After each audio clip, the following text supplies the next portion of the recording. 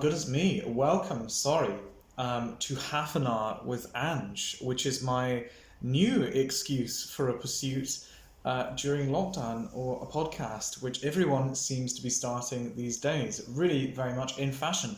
Well, very briefly, because this is the first installment, I have to sort of explain the format if it's not already written on the website and someone, technologically more savvy has not already done it for me. Essentially, the premise is, under COVID guidelines, of course, get nascent talent sat down, bums on seats, and we try and really get to the sort of centre of what inspires them, what propels them, what is driving them forward, who they are, who they might be, and all of that sort of teased out, and we try and get that into a 30-minute sort of window. So, without further ado, this week, in our little first instalment, we have Ria Smart, who is a poet, I would say in residence at this point, because Yes. this is a bit of a poetry chat, and of course is very big on the spoken word scene here in Glasgow. I know she's rolling her eyes at me right now. Very big on the spoken word scene, has performed a couple of times, not just at pubs and events, but also I think for the BBC as well, for the BBC, the social, for other sort of spoken word outlets. It's going to happen. There we go. I'm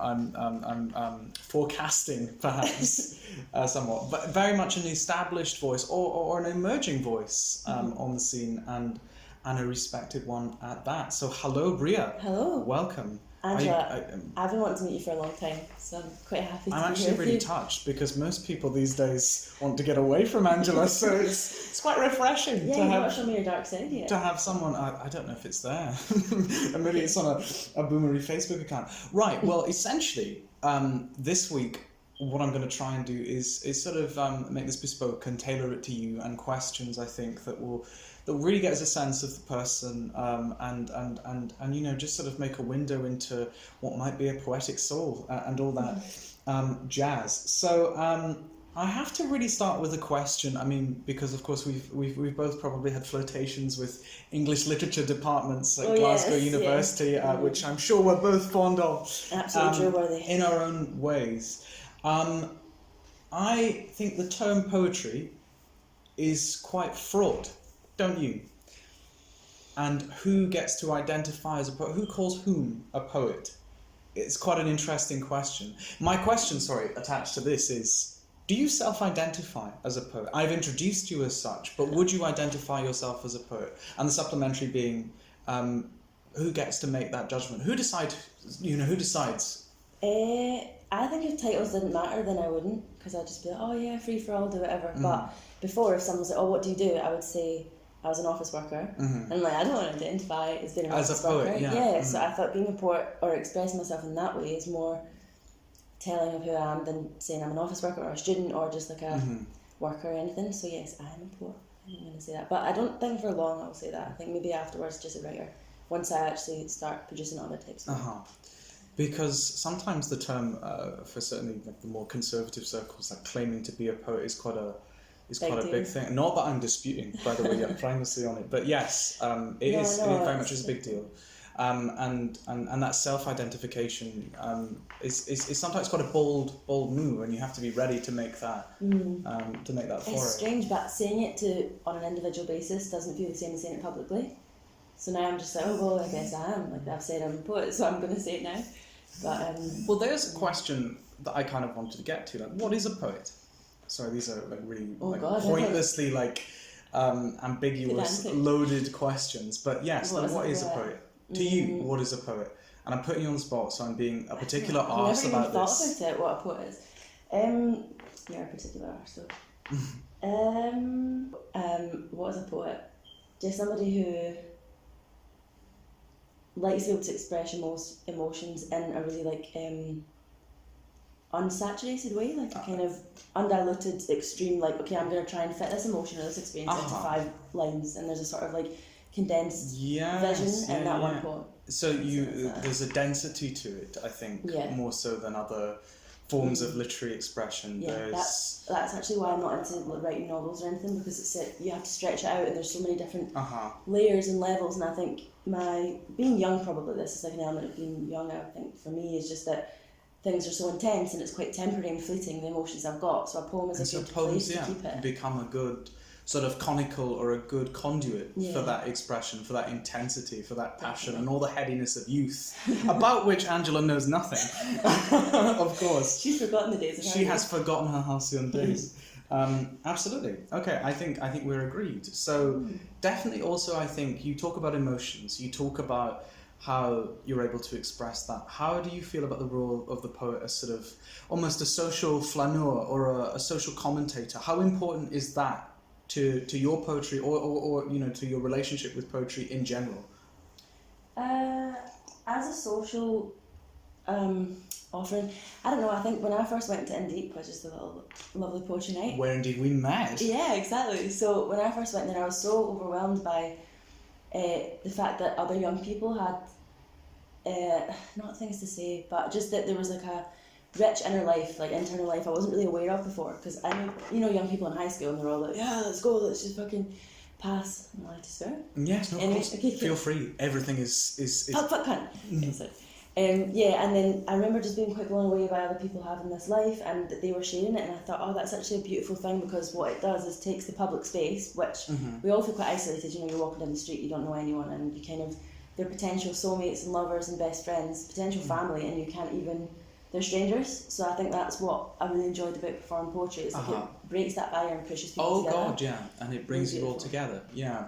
Yeah. Absolutely. So as a sort of mollifying or binding that's my social main force, for it, almost. For sure.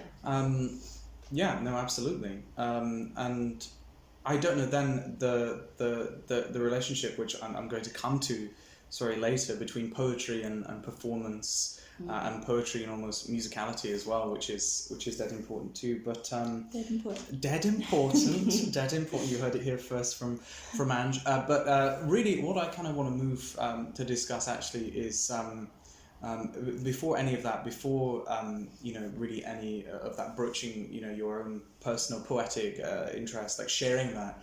I want to get a sense of your like personal mediated relationship with poetry. So that then follows the question. I mean, what for you, and this is again another humdinger loaded question, but what poem constitutes the most important in literary canon for you, and why? And that is a fucker, so you get some time. Besides your poems, which are shite. They're actually incredible. Fishing for compliments. Anyway, yeah. Very, very good. That's such a good question. I think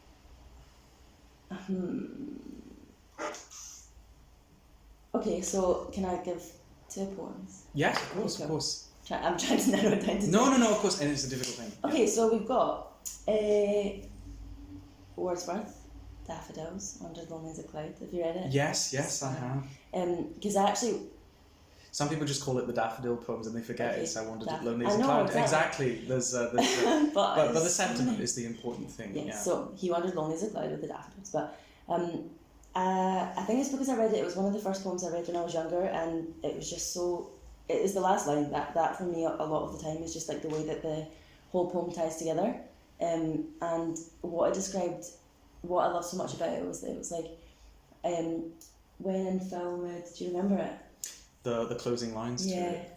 It's been quite a long time for me. He's basically saying like his heart rises up and dances with the daffodils, and for a while I actually thought that being older meant that you kind of lost your spirit and your soul, because you know everyone around me was a bit kind of, you know, old and a bit suppressed and kind of like, oh, they go, oh, passion, what's that? I've not felt that in a long time.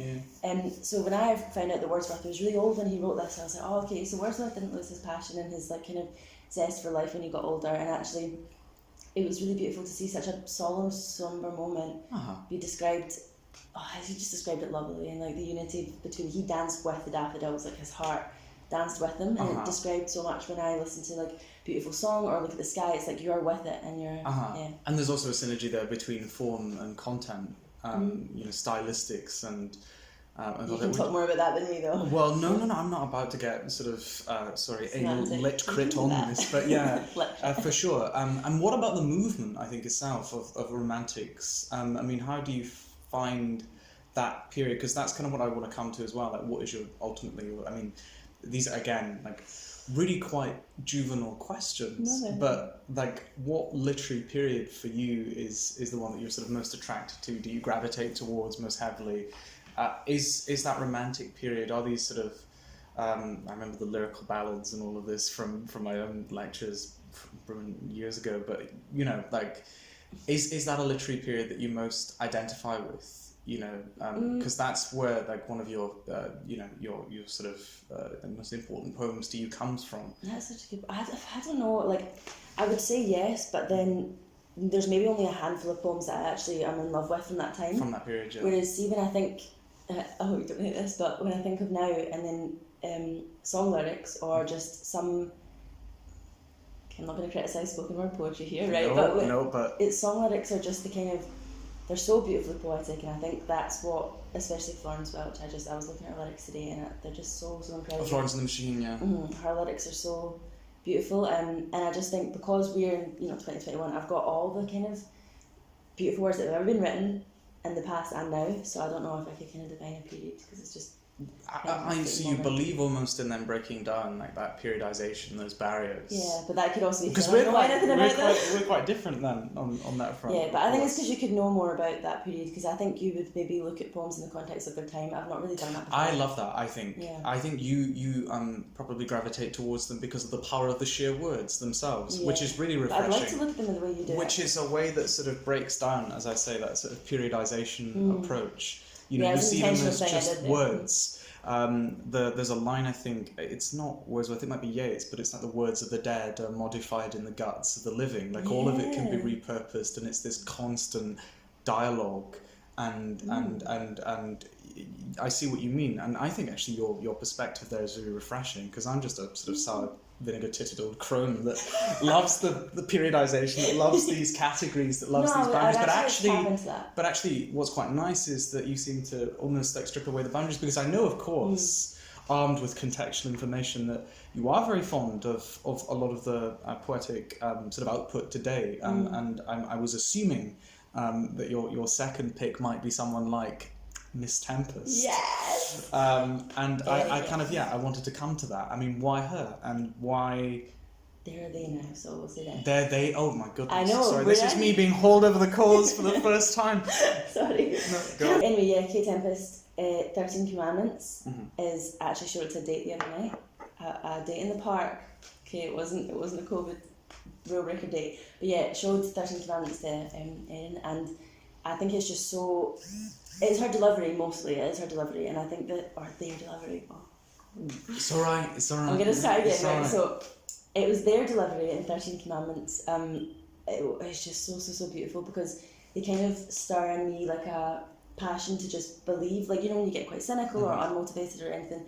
13 Commandments is the poem that just is going to pick me right up. Yeah. It's all it's about is awakening the conscience, and like your drive to get your behaviour in line with your will. That's all that. It's got that same almost electric fervour to it, in terms of delivery, as perhaps even like Florence and the Machine. Like I can see that, like poetry as this vehicle for unbounded emotion, which sometimes as British people you probably want to keep in check or.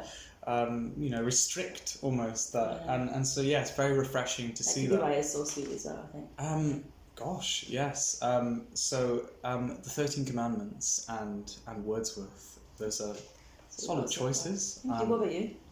Are we allowed to turn the questions back on? I don't know. Is that breaking the format? You can tell me later. I don't know. Well, of course, like I think you picked up on something really important as well. I mean, because this is not about me. This is about my guests fundamentally, but. I think again it's that tension between periodization and freeing kind of the words themselves, which is really important, because a lot of the time that approach is very like heavily sort of favoured, I think, within perhaps the British system, that that you want to put things nicely in boxes. This is a romantic poem, and this is. This is an early modern lyric, and this is that, and genre and form and all of these things become very heavily, like specific and whatever. And I like that. I like being able to label something, you know, like yeah, almost especially looking. if you're taking into account what the poem is actually about. Yeah. I just found it was a bit like It can systematic. be systematic and reductionist. It's almost scientific. Yeah, it's a scientific way to look at poetry, and that's maybe not what poetry actually is. It could be a bit of both. It can actually be a bit of both. I think the idea is poetry should be a vehicle for both approaches. Yeah. And yeah, I think that's perhaps where the two of us see eye to eye a lot of the time. That's the only time I'm letting myself in here. Okay, well, no, fascinating responses, and thank you for those. I just wanted to kind of come to women. Oh yes. Oh my goodness, because of course it is just I have so so little to say, but it's just been of course International Women's Day, and we were talking just about Kate Tempest. Then I wanted to kind of tether the discussion about poetry just beyond Kate Tempest for a minute, and put that aside.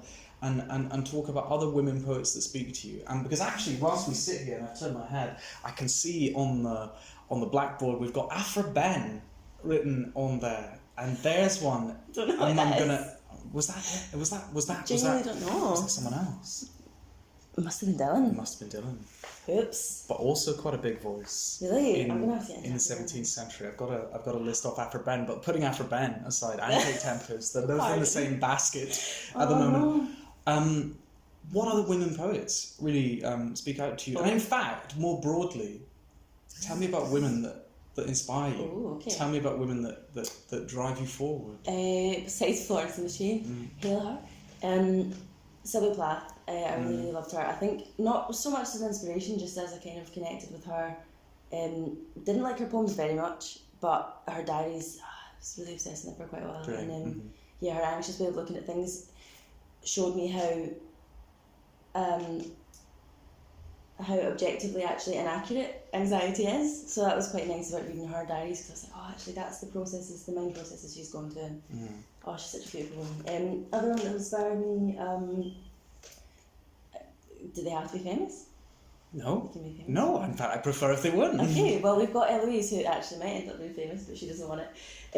She's my flatmate, and I'd say best friend as well, and she has no... See that sort of like humble bragging, or the kind of poetic...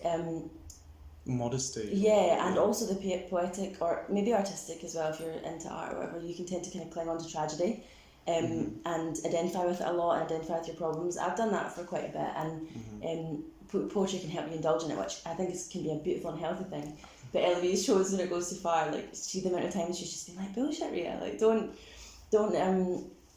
she's just all about strength, and doesn't kind of let you, you might have noticed this recently, she doesn't let you say anything that is going to bring you down, and I don't know. I really, Everything really is challenged. Yeah, everything is challenged, and it's very, very refreshing. Like emotion and passion are checked with Definitely, with definitely, and she's kind of, even since like getting to know her as a friend, I've kind of like picked up piano. She tried to teach me chess and snowboarding, playing like basketball, all these things that I would just have been like, I can't do that. She goes, yes, you can. No, I'm not going to do the accent, but yes, you can. And other people. Let's take it this big long pauses. I'm going to think of. What other woman? There was a woman I always talk about. That woman in the post office. She gives me a wee smile every day. Actually, the woman who works in Greggs is fucking lovely. She goes, have a beautiful day to every single person. She's so sweet. That's customer service. Working class hero, here we go. Exactly. I know I'm going to have to like come back to you, and we can put that in, because I can't think of another one. No, that's all right. I think that's quite nice. I think actually that's quite touching that you should choose, like someone that doesn't already have kind of an inflated public profile. Someone that's just close to you, and someone that does inspire. Still more amazing than many of the others. All right. Well, slightly less than fluid segue into our next question, which we've kind of already touched upon actually, which is this long established, I think, relationship between poetry and music, and how important that is to you, and also in terms kind of tradition. Musicality, of course, is so heavily bound up with poetry, and we know, of course, that it's the oral tradition that means that we have like a lot of the great sort of epic poems that come down to us, etc. But what I like is that in almost a modern zeitgeist or context, that fusion is kind of re-expressed in a way. You know, like you're talking about Florence and the Machine, you're talking about Kate Tempest. I mean, these are people that are, well, Kate is a sort of slam poet, is a sort of slam poet. So there's so many modifiers in my, that relationship is then re-established because you're also a vocalist as well. You're a musician in your own right. And for you, that relationship must still be very much alive. I mean, how do you feel about that?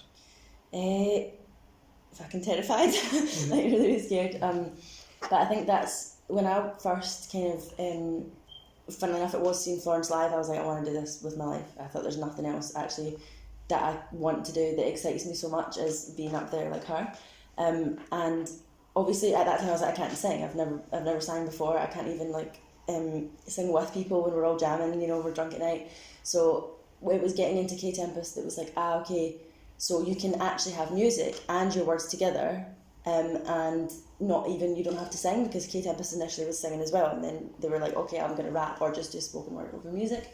So I thought, oh, I can do that, and then gradually I was like, oh, I want to try, you know, get more like vocalism and stuff, because I think you can express emotion just as much in words as you can in like little tones of voice or little kind of changes in your yes, little cadences, little inflections, and obviously so the full range of the voice when one is singing. I know. You'll know about that as well. Once again, that's not my purview. I'm no in this.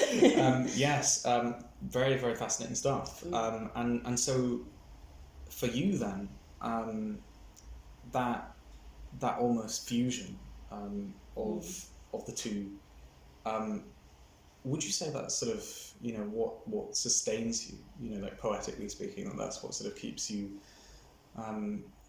going, keeps you working, keeps you producing, is like bringing these two like raw, powerful emotional outlets together, as they should be, because there is some extent to which, and I mean, I'm going to sound like my sort of quack that's done hardly any research as well, but a lot of poems work only really typographically. You know, that sonic sense of poetry is often lost. You know, like that's a slow process actually, that we lose it sort of after. I mean, you mentioned Wordsworth. There's certainly a transitional period where we go towards like free verse, where rhymes, for instance, are sort of left out of poems, and they become. I love that. No, that's staying in. Okay, that's staying in, because this is an authentic podcast, and I quite like the sound of a vacuum cleaner going. Especially by a husband. Exactly, because it's the husbands that do the housework. Yes, and the wives that talk in the corner. What? The husbands that do the talk. And express themselves. Talk in the corner. Oh, they do the music. Yeah, okay. This is it. This is modern Britain. Yeah, exactly. And that's what I like. Gender roles reversed. Exactly. Well, I know I'm just a fucking neat piff. Anyway, I have to cut that out.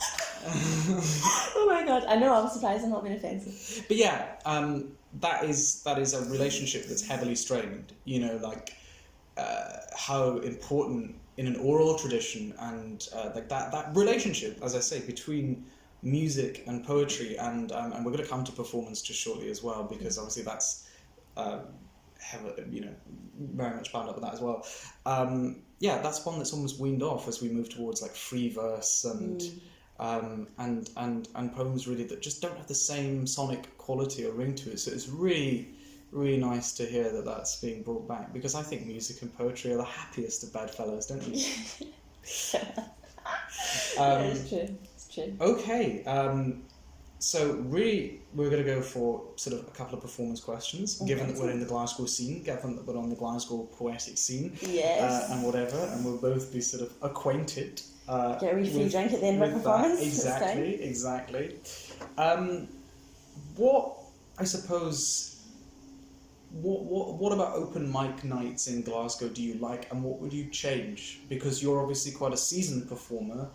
Around these nights, and again, is as you say, it's performance that we've talked about. You know, like typographically, you know, consuming works, but actually they're brought to life either through music or through that performance outlet. But what do venues get right in Glasgow, and what could they do better?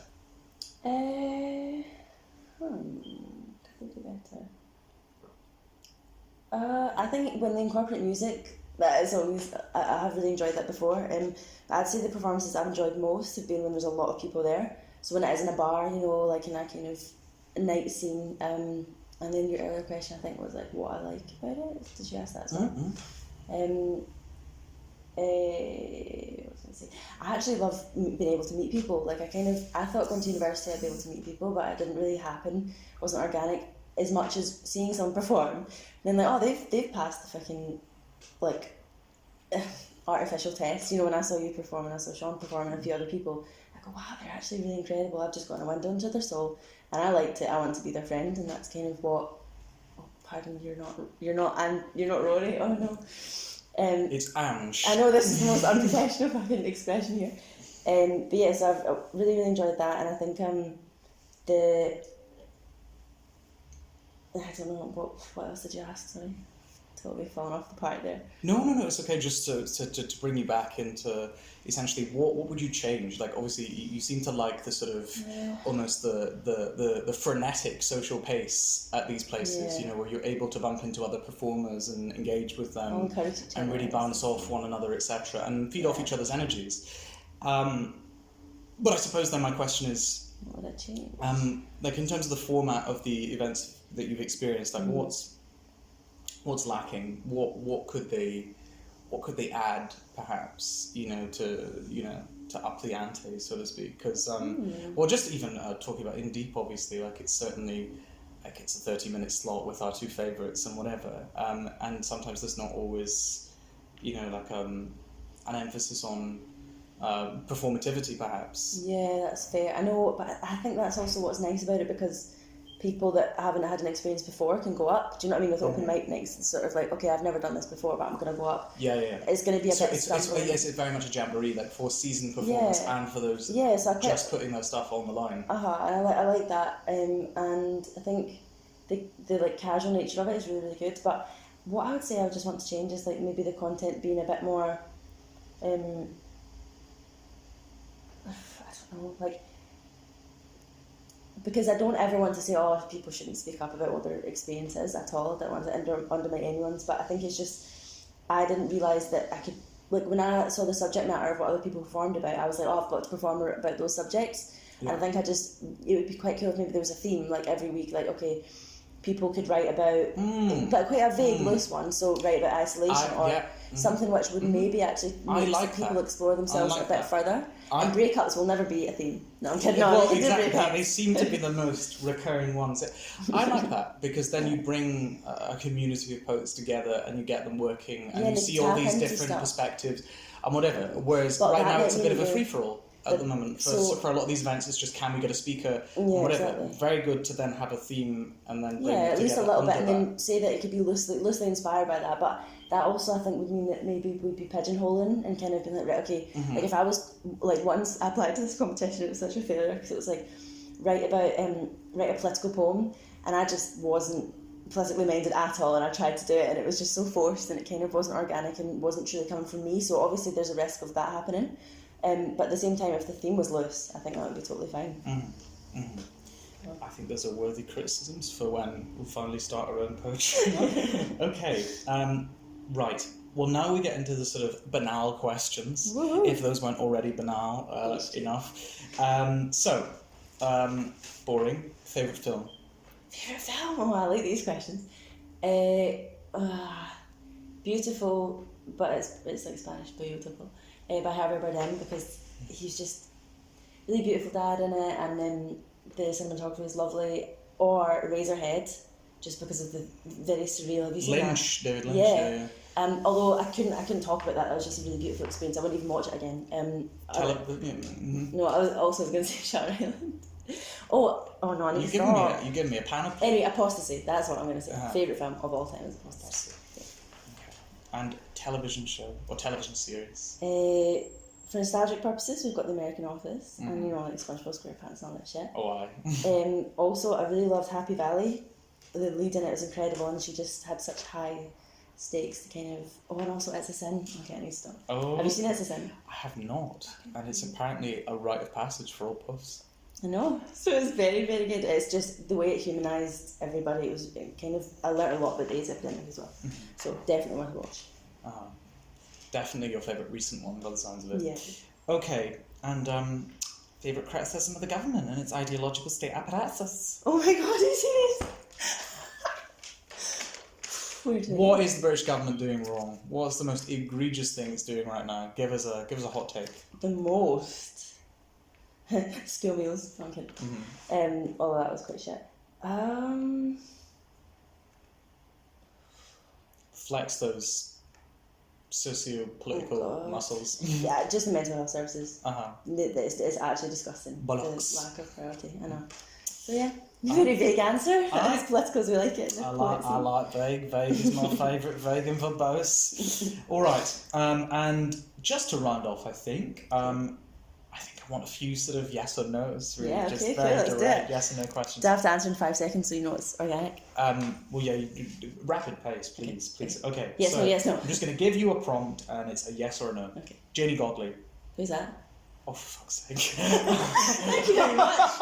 So we've got epistemological shaming there. Thanks. Okay, we'll leave that. We'll leave Oh, Janie no. Godley. We'll put her to one side. Okay. She's very entertaining for mums and aunties and. So I was Janie Godley. No, have you not seen? She dubs the coronavirus press brief. This is not, by the way, an advertisement for Miss Godley. He was paid $9.99 for this. Right. Okay. F her. Ketamine. Yes or no? Ketamine? Ketamine. Yes or no? No. Yoga. Yogurt or yoga? Yoga. Yoga, yes. No, I would say yogurt, dear. Yogurt. The ubiquitous chip. Maybe the pub downstairs, but not upstairs. You can't. There are no by degrees. I'm a Libra. You're breaking my format. And finally, me. Yes or no? Depends what outfit you're wearing. Oh, fuck off. So to all of those, we only got a single yes or no. You said ketamine. You abandoned my format. You abandoned my yes or no schema, and therefore you failed. Anarchy. Your little symbols on the floor or whatever.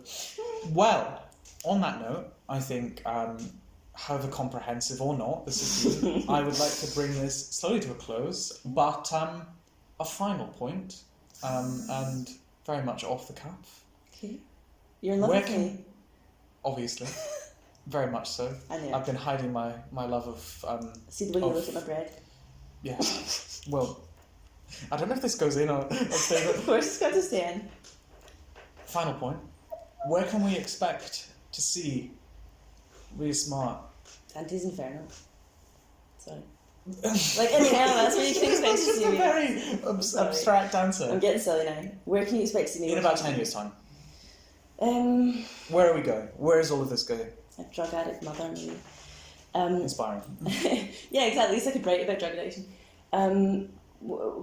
Probably I would want to have a few like albums under my belt and big poetry collection, and just to be more at ease with things. Also, I'd like to get into activism, but even I shouldn't even dare say that out loud yet. Do you know what I mean? I need to be more knowledgeable before I can even go down that route. But yeah, just making an impact. The world then is your oyster, or as the malapropistic would say, your lobster.